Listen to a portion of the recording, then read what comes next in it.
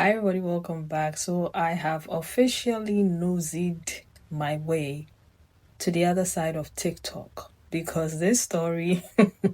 So four girls decided to take matters into their own hands after witnessing all the things their father did to their mother.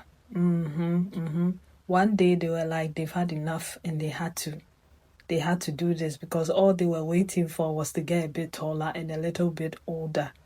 Take a look. Is sometimes you just gotta fight your dad. Like, you just gotta whoop your dad's ass. Like, you just gotta whoop him straight. Like, when I tell you my dad used to act like a fool, he still acts a fool, but like, back in the days, this dude would want to get drunk and go after my mom and beat the crap out of her. And we're like, no, you're not gonna keep doing that. So as soon as my sisters and I were of age, or like tall enough to beat his ass, girl, we were all standing around 5 feet something, right? So we jumped this nigga. When I say we jumped him, we beat his ass so bad, bro. One person went for his throat, the other person went for his back, the other one went for his stomach, the other person went for his legs. Like, we beat him so bad, bro. When we got done with him, this dude was like this. This is how he was looking. His tank top was ripped. Like, all his clothes were up. Like, they had holes and like it was just like this. Like, we just ripped all his shit. And he starts making a scene, talk about he finna call the police, blah, blah, blah, with a bloody nose and lips busted and everything. Saying he's finna call the police, he finna get us arrested. And we're like, you finna call the police, but you don't even speak English. Who's finna translate for you? And on top of that, what are you gonna tell him? That you were trying to abuse our mother and you've been abusing all of us in this household? Is that what you're gonna tell him? Exactly. So this dude he shut his mouth so fast, went in his room, and never again did he try that again. And that's what I'm telling you. Sometimes you just gotta beat this nigga ass straight. And that's what we did. Ever since then, he don't ever try to fight nobody. Everybody has been asking about like the details or like what led to me and my sisters jumping our dad. I don't quite remember what led up to it. All I know is that we were fed up. But this is my sister. I think she remembered the details. So she's probably gonna be able to tell y'all more of how we planned it and, you know, if we had a meeting and stuff. Like, me and my sister, we sat together and we start planning. Like, if he ever put his hands on her, you know what we're gonna do? Let's jump him. And then I guess it was the one fateful night. I think he was like drunk. He had drank. Yeah, he was. He was drunk, and then I don't know what he started saying. They start arguing. He said something smart, and my mom replied, and then they start arguing, and then he felt like he wanted to put his hand on her. So he tried to do that. When I tell you, we all jumped in. We went in there. I think I was the first one. I started it. She had a lot of anger. When I tell you, she needed anger management. I think she probably was the first one who took off, and then I did, and everybody else jumped in. Yeah. So yeah, that really made me so mad. So I got up and I started putting his shirt, and like, I'm the one that ripped it. Let me tell you something. I'm the one that ripped it. I grabbed it and then I went like this. Like, yeah, she ripped his shit. I don't know which one of us gave him a bloody nose or punched him in the lips, but the dude was bleeding. But I know for sure but mind you, the dude is taller, so we was like climbing on him. Yeah, he is tall. That's why we waited until we were tall enough to fight him. Because when we were shorter, we didn't try it because he was tall. There's no way we could have got it. He could have just did this. And he would have just do stuff like that. And then on top of that, he was also drunk, so he was off balance a bit. Yeah. If he's sober, I think he could have kind of like gotten us, but it really made it easier because we did, and then he wanted to call the police. Like, he wanted to call the police, but how he gonna call the police? Don't speak English, so and none of us was gonna translate. He got so mad he took himself in the room. Yeah, he was on timeout. Went in his room. Didn't speak to nobody. That whole week he was on mute. He was just to himself. So what's your relationship with him? Same as yours. Like, there's no relationship. I mean, yeah. So this is literally this is my second sister. The other two are not around, but yeah, it's a total of 4 of us, including myself. So it was 4 of us jumping one man, and yeah, ever since then he never tried to fight our mom. Yeah.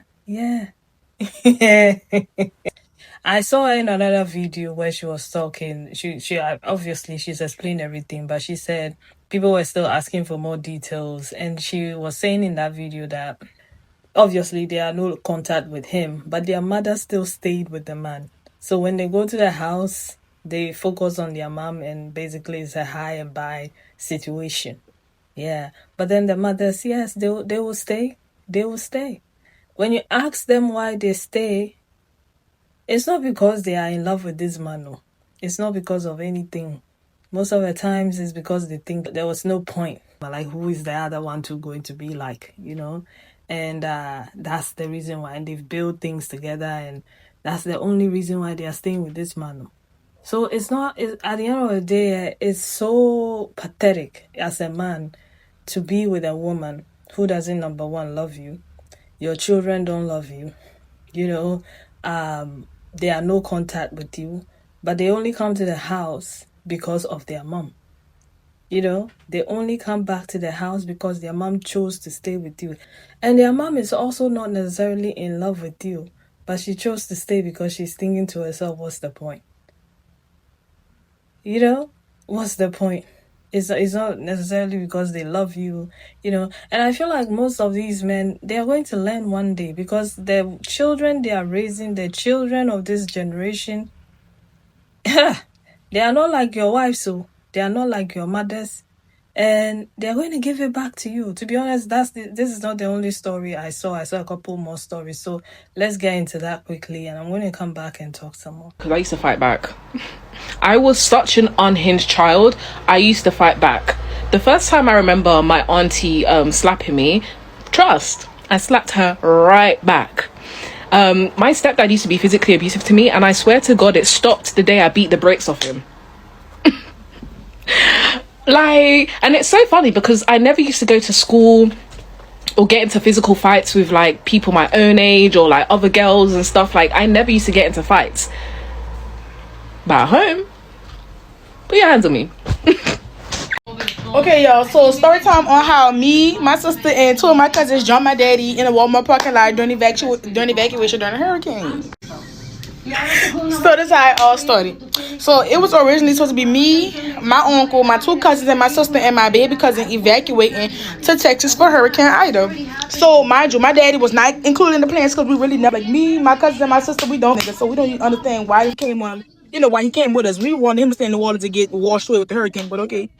And boom, so he wound up coming out there. So boom, so mind y'all, this was right after my birthday. So we had went to Texas. We going to Texas, and we about to have a vacation. We didn't give a fuck no hurricane like that. I wasn't worrying about nothing going on at home. I worried about going out of town. So y'all, so we get out there, cool. So this particular day, y'all, we ended up having to stay in Texas longer than usual because the lights wasn't back on. Like, it was really bad. Like, the hurricane ended up being bad as fuck. We had to stay out there longer. A bitch started running out of drawers. Underwear. Mind y'all, I'm like 16, 17 at the time, still in high school and some more shit. So, like, boom. So, I noticed I'm running out of drawers. Mind y'all, the type of nigga my daddy is, anytime he do something for us or something like that, he want his money back. Or it's like, that nigga just put that dick. So, cool. So I call mom, I'm like, Mom, I need some more underwear because, like, I'm running out. She like, well, you need to be telling the parent that you evacuated, but you're not with me, so tell that nigga. Well, she wasn't lying, because, like, bitch, I'm not even with her. I shouldn't have to go on my way to call my mom when I didn't leave my mom. I left with y'all. But, cool. So, boom, so we go out to eat. We doing all this shit, so I keep reminding him, the queen needs some drawers. The queen needs some drawers. So, finally, we make it to Walmart because my little cousin needed pull-ups. They did not go to Walmart because of me. They went to Walmart because of my little cousin needed pull-ups. So they go in the store. He's supposed to be going to the store to get the drawers, y'all. Why he come out the store without the drawers? He comes out with just a box of pull-ups, him and my uncle. Bitch, if I told you... Cool. So that said my sister over the fuck. She like, bitch, you not about to keep playing with my little sister. Bitch, she need drawers myself. I'm gonna buy my sister drawers myself, boy. Fuck. My sister really flashing because now she mad because, like, bitch, you playing with my sister. And, she an older sister. Older sisters get, like, she quiet, but when it come down to that, she gonna give you that. So, girl, he get to talking to my sister crazy, y'all. He like, yeah, because y'all so disrespectful. This is that, like, really going in. Like, they fussing. I don't give a y'all fussing, but bitch, lower your tone when you talking to her. So, y'all, so they fussing back and forth. Okay, cool. The fuss going on. Like, it is what it is. So my uncle trying to tell my daddy to go ahead. He's trying to tell us to calm down. Mind y'all, it's 4 of us. 2 of them. So my daddy, he ended up, like, he was just doing too much. So he ended up, like I said, they going back and forth. They fussing. So he ended up telling my sister, bitch, get out the car. I'm going to show you. Bitch. You going to show her? Show us now. Bitch, my sister took her shoe off. She had, like, some jelly slides on. She took that shoe off, threw it at his face, and we jumped my daddy, y'all. Mind y'all, my uncle had a Tesla, so the doors was flying up. So we really didn't have none in our way, none but space and opportunity. Bitch, we really just, we jumped that day. Straight up. Cause like as a father, what you mean, bitch? So once we finish jumping this nigga, I call my mom like, Mom, I'm running down what happened. So she like called the mine. Called the mine. When she say call the mine, when my mama tell me call 50 Cent, I'm calling 50 Cent. Bitch, and I don't call him 50 Cent for nothing. So when I call him, just know it's all that. So as soon as he heard my mama say call my brother, bitch just instantly spooked, bitch, cause he knew it was about to go down. So I called my brother with us. So my brother come pick us up. Cool. My brother take us to the hotel to go get our stuff. So my brother standing at the door like, yeah, cause what happened? What happened? Like, you know, my brother don't play on it. So my brother really like, then he's gay, y'all. Not shit I mentioned. But my brother going off or whatever, and yeah, yo, like that's really all that happened. But it was just so much, bitch. You couldn't buy a bitch a pair of drawers, but you be out here buying everybody all type of shit under the sun. That's why I'm that bald head ass nigga now. Exactly why his fucking line receding and he only fucked something, bitch. All them bald patches in his head. But yeah, y'all, that's a story time on how we jumped my daddy. I recently came across a video on here, an African girl in America, talking about how they jumped their dad because their dad would usually hit their mom. And her and her sisters jumped their dad. And let me tell you something. I laughed so I laughed so hard because yes, dad, you deserve it. You deserved it. And then they now said to him, call the police. Who's going to translate for you? Because the dad can't even speak English to begin with. And I'm laughing because, you know, for decades, our mothers just accept this abuse from our fathers. And they just stay in the marriage. But I am loving this generation of kids. They don't take nonsense. They actually do not take nonsense. And I'm here for it. I'm actually here for it. Not jumping your dad, you girls. You're a bad child. But on a more serious note, you know what took me out? When the girl said, call the police, who's going to translate for you? So the dad's dick is only big when he's beating the mom. He can't even speak English. But then you can beat your wife. You can beat your wife.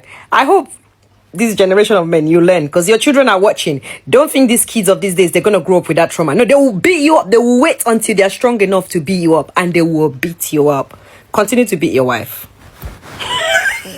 I don't know how to say this without sounding ungrateful for somebody who was raised by both parents. But I wish our fathers knew how much we as their children resent them. How we resent them and how we hate how they treated our moms, how irresponsible they were as fathers with misplaced priorities, how bad they were as parents and the bad example they have set for our brothers, how they have wrecked our view and our experience with men.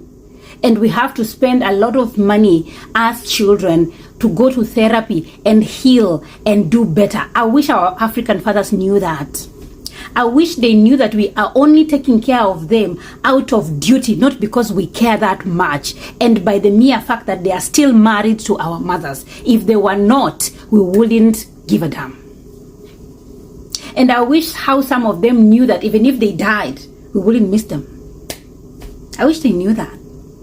I wish they knew that. We smile with them, we give them money, we buy them stuff, we build them houses just because we want to see our mothers happy. And I wish our African moms knew that we would have been fine, and we wish they would have left when they had a chance. But now it's too late. It's too late. I wish they left. The kids will have been fine. They will have slept on the floor. They will have eaten one meal a day. They will have been sent off from school for school fees. But the one thing they will have had was peace. Because most of our African fathers were nothing but chaos. Chaos 24/7. The little times you had peace, you can only count. It breaks my heart when I see men saying, oh, I wish you were like our mothers. These modern women, they don't want to be our mothers. I'm like, you guys have no idea half of what your mothers go through. The only people they get to tell is us, the women. And that's why majority of us are not married early. We do not have children because our mothers have given us the blueprint of what it means to be married to a stupid, useless man. I get those DMs every day. And I was like, should I say it? Because I don't want to sound like I'm ungrateful to have both my parents. But at the end of the day, a lot of them were just there to be seen. But their contribution is very minimal at best. For those who had good parents, good fathers, who are responsible, kind, gentle, very nice, sweet, they treated your moms well, they were calm, they were responsible, and were good fathers and active participant in your family, good for you. As for the rest of us, they did what they could. That's all for today. And for anybody who has been raised by a dysfunctional family or in a dysfunctional family, do the work. You don't want to live the rest of your life hating your parents and now making choices just by being rebellious, not things that you actually like. Do the work, heal, forgive your parents, and let it go. Because now it's too late. You are in your 40s. You're not going to blame your parents forever. Okay? I said what I said. Isn't it so funny how fathers get so shocked when you won't tolerate the same disrespect they put their wives through? Like, I'm not your wife, sir, and I'm definitely not one of your little friends, and you made that clear. Like, that was the woman you chose. I was the woman that was given to you. Do you see how karma works? No, but actually, like, these men, they'll be the first men that let you down. They'll be your first ever fucking bullies, and then they get so shocked when you don't tolerate their disrespect. Bro, who do you think I learned this behavior from? Or I always say this, but it's like the silver lining to my childhood was that I'm not afraid to fight a man. Like, a canon event that I never want niggas to experience is fighting your dad and winning. Like, when you fight your dad and you win, the dynamic kind of changes. For the simple fact, I never wanted to fight my dad. The reason why is, like, it was killing off the last little bit of remnants of my childhood. Like, me beating him, it was kind of like, yo, this isn't 2015, this isn't 2014. We're not hiding under beds and hiding in closets. Oh, dad's drunk again and he's beating mom. Let's hide. It was kind of like, damn, like, this wasn't the victory that I thought it was going to be. This wasn't like, it wasn't what I thought it was going to be. It was completely different. It was like, damn, like, I was almost disappointed in the fact that I even had to do this and I'm older. Like, how did I? And when I beat him, he don't even remember. He just know when he woke up and he seen his face. He walked to the room. He asked me like, yo, what happened last night? All I said was me. Like, I can't really say too much. It was like, I killed off the last little bit of childhood. Now I feel like I'm a man. When will you understand that your parents, your African parents, are never going to change? Stop wasting your time arguing with them, explaining things to them, communicating your emotions and how you feel. It is a complete and utter waste of time. In an ideal world, who doesn't want to be able to go to their parents and effectively communicate their emotions, things that are going on in their life, and hope they'd understand? But you tell me, how many times has that ever been the case? Question: do you really think someone who's been living life a certain way for the past 50, 60 years with the same personality and mindset is going to change now on account of you because of the things you have going on in your life? Omo, don't play yourself. If your parents wanted to understand you, if understanding you was important to them, they would have. Because what is so difficult in listening to someone and trying, keyword, trying to grasp their perspective? And you know what? To give them the benefit of the doubt, maybe they do understand what you're going through. Maybe they do know how to sit down and have a reasonable conversation with you. But pride, ego, and hierarchy dynamics prevent that from happening. Live your life, man. Life is too short. They're living theirs, and you know it better than anybody because you live under the same roof as them. We are at the end of 2025. Is this the same cycle you still want to be in for the rest of your life? My friend, wake up and stop selling yourself a dream that you can't afford. You owe it to yourself, your happiness, and your potential to not get stuck in this manipulative rut. If there's anything you take away from this video, remember this: you can still honor your mom and dad and disobey them. Have an amazing day. Yeah. Because most of these fathers, they forget, and some moms, they forget that their children are going to grow up. You know, most of these kids are just waiting to be a little bit taller. You know, they are waiting to get their first jobs. They are waiting just so that they can be of age, so they can leave the house. And that's how bad it is. Like, you have 4 daughters. 4 daughters and a wife. 5 women in your life. 5, and what do you decide to do? To put your hands on them, to hit them, You know, you have daughters, and what do you decide to do when they need your help? To call them B words and so on and so forth. Yeah, and you expect them to keep taking it. No, absolutely not. They will give it back to you. They will give it back to you. To be honest, I'm here for it. Because they have to learn that most of these children, they are not your wives. Although they are sitting on the sideline watching and, you know, seeing all the things you're doing to your wives, and sometimes to them, all they can do is wait because they are little. They are waiting to grow up. You know, they are waiting to grow up so they can show you pepper. So keep being obsessed with being respected and being the head of the house and being the man and being that one that nobody can say anything to, who can't be corrected, who can't, you know, how dare you because I'm a man. You know, you're a man. You're a pathetic man if you think being a man is putting your hands on your daughters, your sons, and their mothers. If you want to fight, go to the jungle. Go and dominate the jungle. Go to the lions and the pythons and yeah, that's where you show that you're a man. Go there, go and fight them. Some of these men, when they are out there in the streets, another man will tell them to shut up and they'll shut up. So the only place that they can, they feel like they can be a man is in their house. And what do? Instead of representing themselves and being the best men that they could be by being loving, kind, caring, they take it out on the women in their lives. Because that's the only place. If it's not that, not only are you a drunk, you also abuse children and women. Pathetic. Shame. And you leave them with trauma.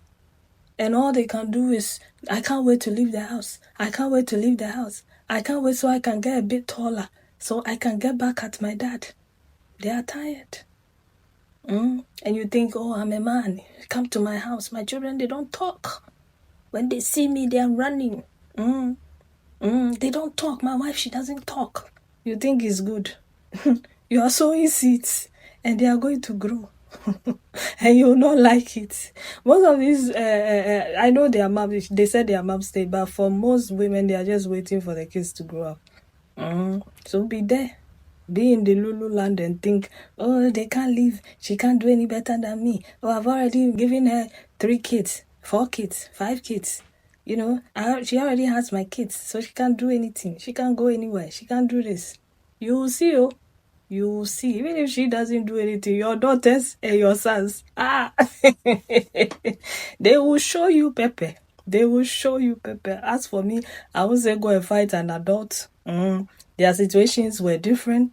The father was drunk, and that's the only reason why they've said it. So I'm not going to say go and fight them, because some of these men, they can take it all the way there. But the fact that there are children waiting to grow up so they can fight back, that is something that you need to think about.